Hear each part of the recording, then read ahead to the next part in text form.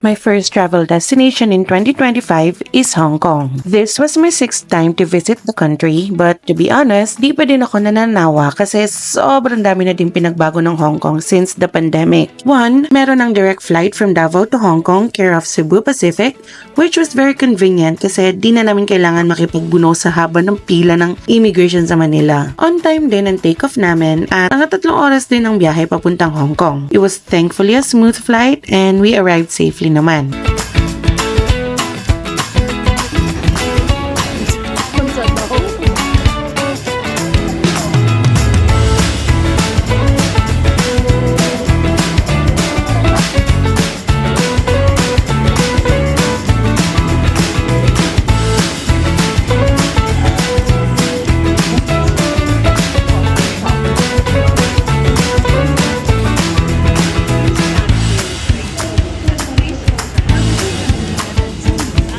Unfortunately, nagkaroon ng konting hold-up sa airport because of some technical problems kaya imbes na plano naming umalis ng airport a little over an hour after arrival, inabot kami ng 3 oras sa airport.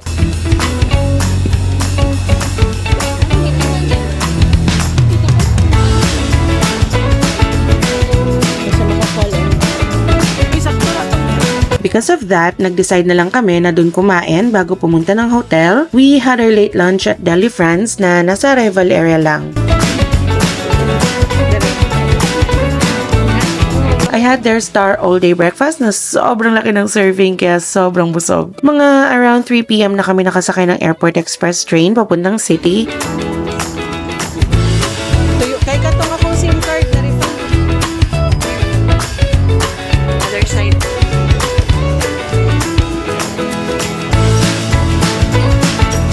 Buti na lang nasa Lantau Island lang din ang hotel, kaya we only had 2 more train rides going to Hong Kong Disneyland which took around half an hour.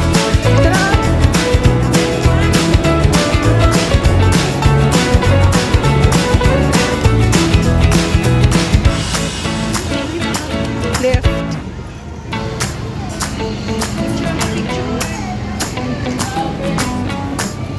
We booked our stay sa Disney's Hollywood Hotel, kaya napadaan kami sa Disneyland Resort dahil andun din yung MTR station. From the resort, we took a shuttle bus na maghahatid naman sa amin papuntang hotel.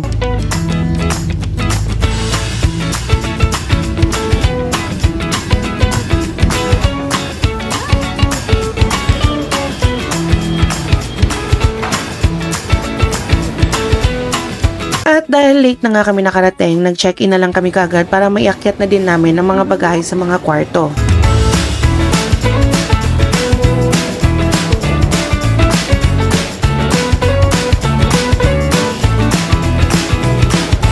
Jody, Rene, Ella, and I shared a room which is good for 4 people. Mickey and Friends ang theme ng room and it was quite smaller than expected but very cozy and nakakatuwa yung pagka-very Disney ng design niya.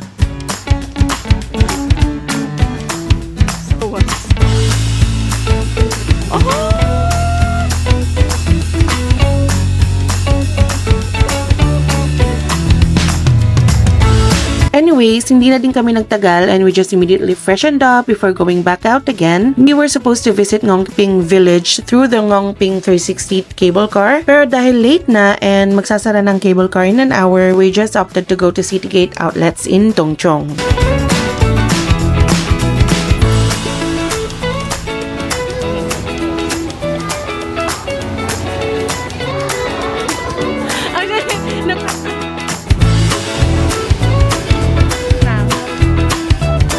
Karon kay chill na lang.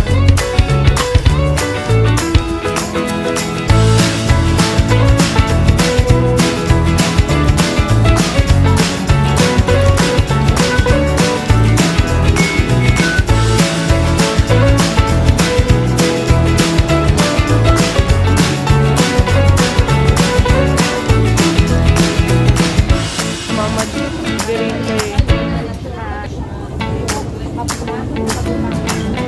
来叔叔，这个样吗？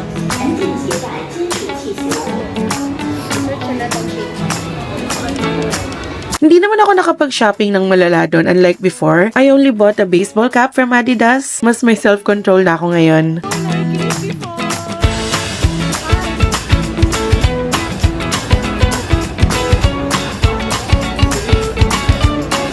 We then had our dinner at Shake Shack, and I had the Smoke Shack burger and a glass of lemonade.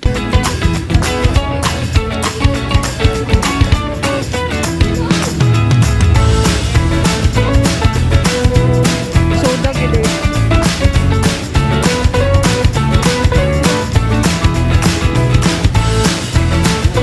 That QR code mismo.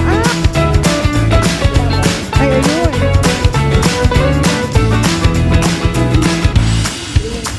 Done.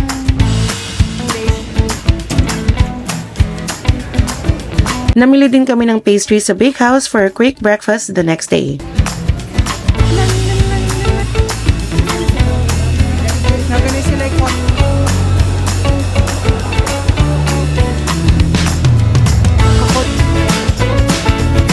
Ito yun.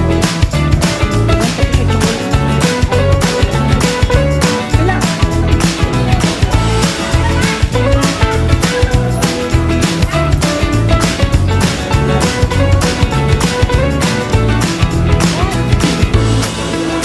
May downtown. With sore feet and sleepy eyes, we went back to the hotel na nakipagsabayan pa sa pagtatapos ng Momento Spectacular ng Disneyland, kaya ang daming tao naming nakasabay sa shuttle.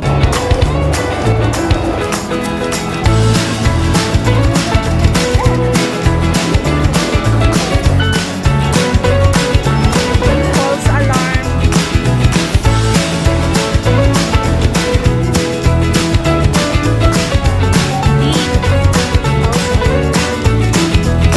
Sana siya dito kay the good tao.